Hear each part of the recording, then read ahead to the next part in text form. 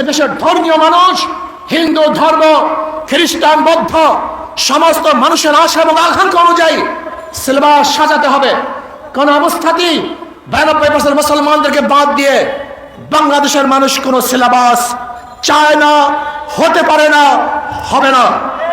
যে সিলেবাসের মধ্যে নবী মুহাম্মদ সাল্লাল্লাহু আলাইহি ওয়াসাল্লাম ইতিহাস থাকবে না, যে সিলেবাসের মধ্যে আবু বকরের ইতিহাস থাকবে না, যে সিলেবাসের মধ্যে ওমরের গল্প থাকবে না, যে সিলেবাসের মধ্যে ওসমানের কথা থাকবে না, যে সিলেবাসের মধ্যে আলীর গল্প থাকবে না, ওই সিলেবাস বাংলাদেশে চলবে না, চলতে হবে না। বাংলাদেশের সংগ্রামী সিনিয়র নায়গামী এদেশের লক্ষ ছাত্র জনতার নেতা, বৈষম্য বিরোধী ছাত্র আন্দোলনের অন্যতম অভিভাবক, যিনি পল্টন শাহবাগ ছাত্র জনতার নেতাকে একাকার করেছিলেন, মুফতি সৈয়দ মোহাম্মদ ফাইজুল করিম শাইখ চরমনায় হাফিজাহুল্লাহ। বক্তব্য রাখছেন মুফতি সৈয়দ মোহাম্মদ ফাইজুল করিম শাইখ চরমনায় হাফিজাহুল্লাহ।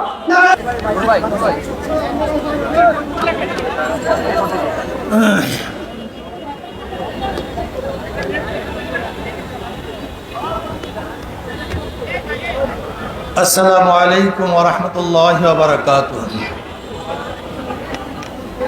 নাহমাদু ওয়া নুসাল্লি আলা রাসূলিল কারীম, আম্মা বাদ। ফাআউযু বিল্লাহি মিনাশ শাইতানির রাজীম। বিসমিল্লাহির রহমানির রহিম। ওয়া তিলকাল আইয়ামু নুদাবিলুহা বাইনান নাস। সবাই দুরূদ শরীফ আল্লাহুম্মা সাল্লি আলা মুহাম্মাদিন নবিয়্যিল উম্মি ওয়া আলিহি ওয়া সাল্লাম তাসলিমা। ইসলামী ছাত্র আন্দোলন কর্তৃক আয়োজিত আজকে এই ছাত্র সম্মেলনের সভাপতি, আজকের সম্মেলনের প্রধান অতিথি, ইসলামী আন্দোলন বাংলাদেশের মুহতারাম আমির হযরত পীর সাহেব হুজুর চরমনায় দামাত বরকাতুল আলিয়া, সাম্যভূমিষ্ঠ সকল স্তরের ছাত্র ভাইয়েরা আমার, ভারতের পানি আগ্রাসনের বিরুদ্ধে এবং অপরাধীদের বিচারের দাবিতে আজকে সমাবেশ। ভারত সম্পর্কে কম বেশি আমরা সবাই জানি। এই ভারত এক সময় ছিল মুসলমানদের কর্তৃত্ব, মুসলমানদের শাসন। দীর্ঘ 750-800 বছর পর্যন্ত এই পাক ভারত উপমহাদেশের শাসক ছিল মুসলমান। কিছু মুনাফিকের মুনাফিকির কারণে 200 বছর ব্রিটিশ শোষণ করেছে, নির্যাতিত হয়েছিল মুসলমান। আবার মুসলমানের আন্দোলনের ভিত্তিতেই এদেশ থেকে ব্রিটিশ পালাতে বাধ্য হয়েছিল। ব্রিটিশ যাওয়ার পরে ভেবেছিলাম এদেশের মানুষ শান্তি পাবে, মুক্তি পাবে, প্রত্যেকের অধিকার ফিরে পাবে, কিন্তু ভারত তা করে নাই। আবার আন্দোলন সংগ্রাম করে পাকিস্তান নামে একটা ভূখণ্ড অর্জন করেছিলাম। ভেবেছিলাম মানুষ শান্তি পাবে, মুক্তি পাবে, অধিকার ফিরে পাবে, কিন্তু পশ্চিম পাকিস্তান আমাদেরকে আমাদের অধিকার না দেওয়ার কারণে আবার তাঁদের বিরুদ্ধে আন্দোলন সংগ্রাম করে আমরা বাংলাদেশ স্বাধীন করেছিলাম দ্বিতীয়বার। ভেবেছিলাম এবার মুক্তি পাবো, শান্তি পাবো, কিন্তু স্বাধীনতার পর থেকে আজ পর্যন্ত যারা শাসক ছিল তারা এদেশের মানুষের আকাঙ্ক্ষা এবং চাহিদা বাস্তবায়ন করতে পারে নাই, মানুষের অধিকার ফিরিয়ে দিতে পারে নাই। দলীয়করণ, ব্যক্তিকরণের মাধ্যমে, জুলুম অত্যাচারের মাধ্যমে দেশকে ধ্বংস করে ফেলেছে। ভারতকে বন্ধু বানিয়েছে, অথচ যার ভারত বন্ধু থাকে তার শত্রু প্রয়োজন হয় না। আপনারা জানেন সিকিম এক সময় স্বাধীন রাষ্ট্র ছিল, ভারতের খুবই বন্ধু ছিল, কিন্তু লেন্দুক দর্জির মতো এক চাটুকার এবং মোশায়েফকে সৃষ্টি করে সে সিকিমকে ভারতের করদ রাজ্য হিসাবে নয়, ভারতের অন্তর্ভুক্ত করতে বাধ্য করেছিল। আপনারা জানেন হায়দ্রাবাদ স্বাধীন রাষ্ট্র ছিল। ব্রিটিশ বলেছিল তোমরা স্বাধীন থাকবে, কিন্তু সেই স্বাধীন রাষ্ট্রকে পরাধীন করে ভারতের মধ্যে হায়দ্রাবাদকে নিতে বাধ্য করেছিল। আপনারা জানেন কাশ্মীর স্বাধীন রাষ্ট্র ছিল, কিন্তু এই ভারত সেই স্বাধীনতাকে দূর করে আজকে তাদেরকে গোলামি করতে বাধ্য করেছে।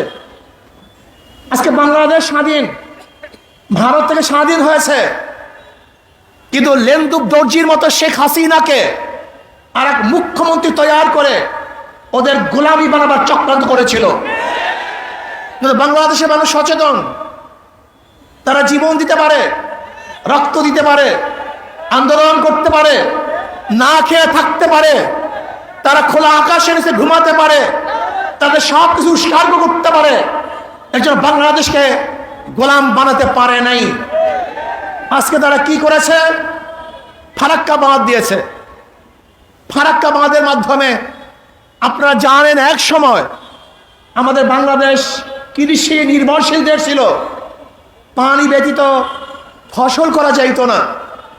এর জন্য ওরা ফারাক্কা বাঁধ দিয়ে আমাদের দেশকে মরুভূমি করেছে, কিন্তু তারপরে বাংলাদেশের মানুষ ওর কাছে মাথা নত করে নাই। আজও ফারাক্কা বাঁধের সমাধান হয় নাই, আজও তিস্তার সমাধান হয় নাই।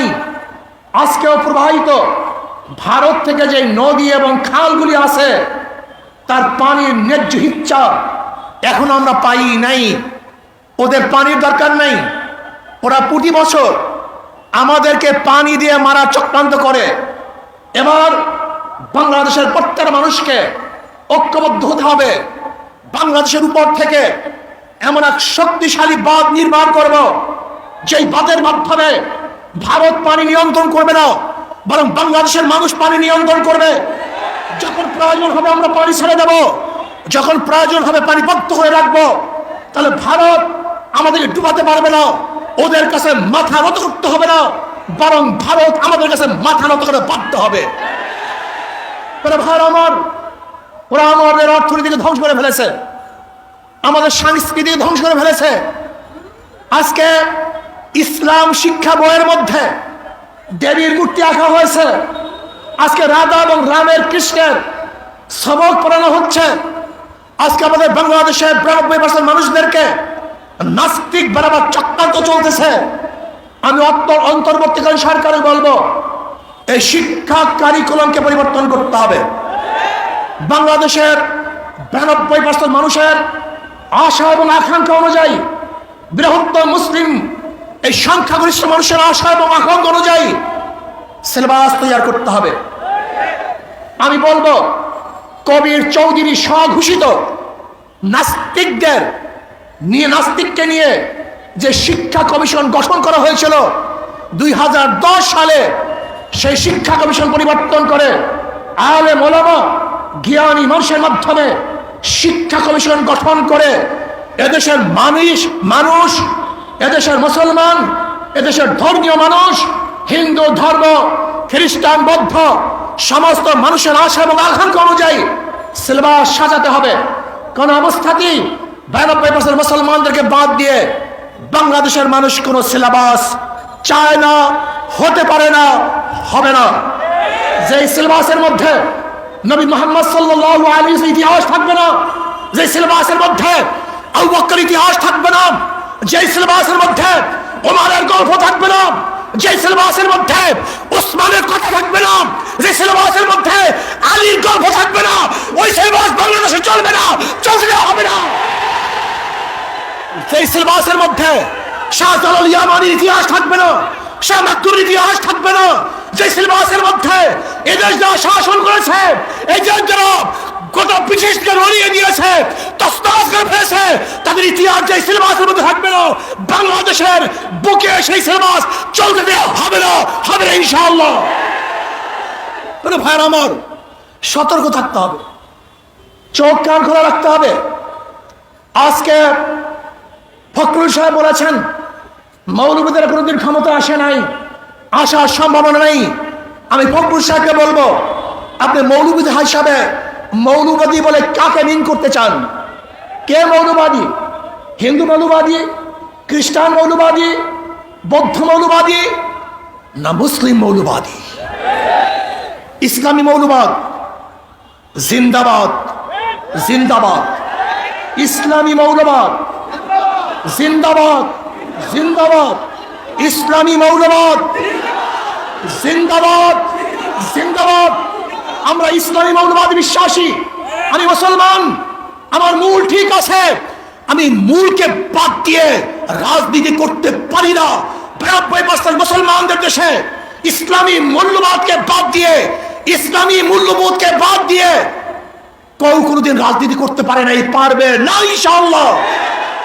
কাজী আপনি যে স্বপ্ন দেখেছেন মৌলবাদীরা ক্ষমতা আসবে না, আসে নাই, সম্ভাবনা নাই। আর আমি উল্টো দেখছি, ইনশাআল্লাহ আগামী বাংলাদেশ ইসলামী মৌলবাদীদের বাংলাদেশ, আগামী বাংলাদেশ কোরআন সুন্নাহর বাংলাদেশ, আগামী বাংলাদেশ এদেশের স্বাধীনতাবাদী মানুষের বাংলাদেশ, আগামী বাংলাদেশ ধর্মীয় ব্যক্তিত্ব বাংলাদেশ, আগামী বাংলাদেশ সাম্য, মানবিক মর্যাদা এবং ন্যায় বিচার প্রতিষ্ঠিত বাংলাদেশ। আগামী বাংলাদেশ হবে বৈষম্য বিরোধী বাংলাদেশ। এখানে ধনী গরিব, শিক্ষিত মূর্খ, মুসলমান, হিন্দু, খ্রিস্টান, যে জেলে, তাঁতি, কামার, মজদুর, যেই সমস্ত ব্যক্তি যেখানে যেইভাবে শ্রম দেয় না কেন, প্রত্যেকের অধিকার বাস্তবায়নের বাংলাদেশ। এখানে পুরুষদের অধিকার বাস্তবায়নের বাংলাদেশ। এখানে থাকবে মহিলাদের অধিকার, এখানে থাকবে ছাত্রদের অধিকার, এখানে থাকবে শ্রমিকদের অধিকার, এখানে থাকবে মেতর, কামার, ঋষি এবং তাঁতিদের অধিকার। এই বাংলাদেশ সবার বাংলাদেশ। এখানে ভেদাভেদ থাকবে না, এখানে থাকবে না শেখ হাসিনার পুত্রকে সেই পদ্মা ব্রিজ দেখতে গিয়ে 1.5 ঘন্টার রাস্তা জ্যাম করার ইতিহাস বাংলাদেশ আর দেখতে চায় না। এখানে কোন প্রাইম মিনিস্টারের জন্য, কোন মন্ত্রীর জন্য, বর্তমান উপদেষ্টা প্রধানের জন্য রাস্তা বন্ধ থাকবে, জনগণ কষ্ট করবে, এই বাংলাদেশ আমরা দেখতে চাই না। এরকম বাংলাদেশ চাই না। এখানে কে উপদেষ্টা, কে প্রাইম মিনিস্টার, কে প্রেসিডেন্ট, সবার জন্য রাস্তা সমান, সবার জন্য অধিকার সমান না।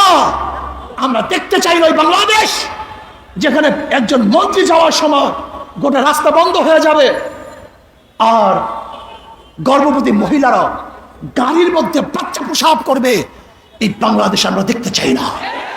আমরা দেখতে চাই না এই বাংলাদেশ যেখানে একজন উপরস্থ কর্মকর্তা আসার কারণে ফেরি বন্ধ থাকবে আর সেই রোগী ওপারে ফেরির অভাবে ঢুকে দিলে মরবে। এই বাংলাদেশ আর দেখতে চাই না। আমরা দেখতে চাই না বাংলাদেশ বড় লোকরা বিদেশে গিয়ে চিকিৎসা নিবে আর আমাদের দেশের গরিবরা ধুকে ধুকে চিকিৎসার অভাবে মারা যাবে। সেই বাংলাদেশ দেখতে চাই না। আমি দেখতে চাই না সেই বাংলাদেশ। কেউ থাকবে 10 তলায়, কেউ থাকবে নিচতলায়, না। কেউ খাবে, কেউ খাবে না, তা হবে না, তা হবে না। কেউ পড়বে, কেউ পড়বে না। কেউ পরিধান করবে, কেউ পরিধান করবে না। কেউ গোশ খাবে, কেউ মাছ খাবে, আর কেউ না খেয়ে থাকবে। সেই বাংলাদেশ আমরা দেখতে চাই না। খাবো সবাই একত্রিত হয়ে খাবো, শান্তি সুখ করবো সবাই একত্রিত হয়ে শান্তি সুখ করবো, দুঃখ কষ্টে থাকবো তো সবাই দুঃখ কষ্টে একসাথে থাকবো, আরামায়েশ করবো সবাই একই সাথে আরামায়েশ করবো। আমরা চাই বাংলাদেশের প্রত্যেকটা নাগরিক সমান অধিকার ভোগ করবে, তারা শান্তিতে বসবাস করবে। আজকে আমি জামাতকে বলবো, আপনাদের জন্য সুবর্ণ সুযোগ চলে আসছে। আগামীকালই নির্বাচন হবে না, হক্কানি ওলামায়ে কেরামের সাথে আপনাদের যে মতনৈক্য আছে বসে সমাধান করেন। চমৎকার এক সুযোগ, চমৎকার এক সুযোগ। দেখেন, নৈতিক ও আদর্শ মিল না থাকলে সাময়িক মিল থাকে না। বিএনপির সাথে আপনাদের চরম দোস্তি ছিল, একই সাথে আন্দোলন সংগ্রাম করেছেন, কিন্তু আদর্শ নৈতিক মিল না থাকার কারণে উভয় প্ল্যাটফর্ম ভিন্ন হয়ে গেছে। আমরা চাই না অনৈতিক কোনো এই মানে লোক দেখানো, কোনো ঐক্য আমরা চাই না। আমরা চাই টেকসই স্থায়ী ঐক্য, যে ঐক্য হবে আর কোনোদিন ভাঙবে না, ফাটল হবে না। এর জন্য আমি জামাতকে বলবো, যদি আপনি মনে করেন আমাদেরকে কোনো রকমের বুঝিয়ে শুনিয়ে বর্তমান নির্বাচনের এই তরি পাড়ি দিবেন, এটা আমাদের দ্বারা সম্ভব না। আপনারা আসুন, বসুন, হক্কানি ওলামায়ে কেরামের সাথে যে মতনৈক্য আছে সেই মতনৈক্যগুলি মিটিয়ে আমরা এমন টেকসই এক ঐক্যবদ্ধ হব যে ঐক্যবদ্ধ কেউ ভাঙতে পারবে না, কেউ চুটতে পারবে না। ইনশাআল্লাহ আগামী রাষ্ট্র হবে ইসলামের রাষ্ট্র। আসুন আমরা সম্মিলিতভাবে ইসলামকে বাংলাদেশে প্রতিষ্ঠা করার জন্য চেষ্টা করব। ইসলাম প্রতিষ্ঠিত হলেই সমস্ত জাতি, সমস্ত ধর্ম নিরাপদ থাকবে। এবং সলিমুল্লাহ, যে সলিমুল্লাহ, নওয়াজ সলিমুল্লাহ ইউনিভার্সিটি প্রতিষ্ঠিত করেছে, সেই নওয়াজ সলিমুল্লাহর জন্মবার্ষিকী, মৃত্যুবার্ষিকী ইউনিভার্সিটি প্রতিষ্ঠিত হবে না, পালন হবে না, তাও আমরা চাই না। এখান থেকে বৈষম্য দূর করতে হবে। সব জায়গায় যে ধর্মের লোক যে গোশ খায়, অনেক জায়গায় দেখা যায় গরুর গোশ খাইতে দেওয়া হয় না, এটা বৈষম্য। যেখানে গরুর গোশ খেতে পারবে খেতে দেন, আপনি যা ইচ্ছা কাচ্চেমের গোশ খান, কোনো সমস্যা নেই, কিন্তু খবরদার কেউ কাউকে বাধা দেওয়ার কোনো অধিকার নেই। আমরা সমৃদ্ধভাবে দেশটাকে গড়ব। আল্লাহ আমাকে এবং আমাদের সবাইকে সমৃদ্ধভাবে দেশ গড়ার তৌফিক দান করেন। আসসালামু আলাইকুম ওয়া রাহমাতুল্লাহ।